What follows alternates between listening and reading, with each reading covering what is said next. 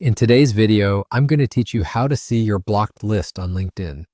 This is a useful feature if you want to manage your connections and ensure that your profile is visible only to those you choose. Let's get started. First things first, you need to navigate to the top right corner of your LinkedIn homepage. Here, you'll spot an icon which might resemble your profile picture or a miniature version of it. This is your gateway. Give it a click and you'll be presented with a drop-down menu. In this menu, you'll find numerous options, but the one you're looking for is Settings and Privacy. Go ahead and select that option. Now that you're on the Settings and Privacy page, draw your attention to the left side of your screen.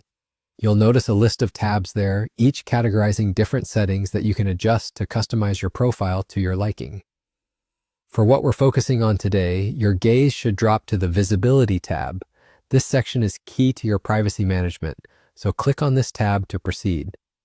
With the visibility settings now at your disposal, your next task is to scroll down through the first section. Don't worry, this won't be a lengthy scroll. It's just a quick movement as you work your way to the bottom of that section.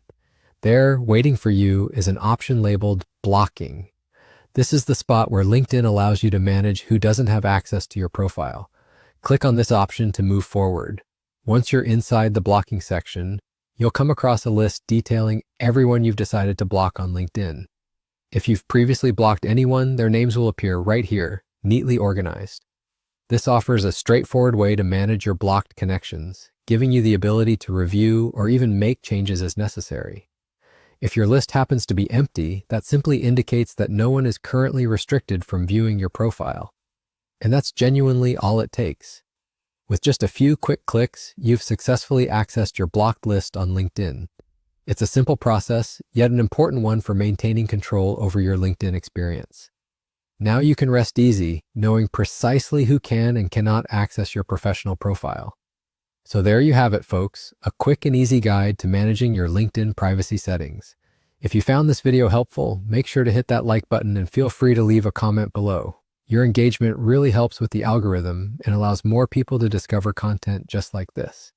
Thanks so much for tuning in, and I'll see you in the next video.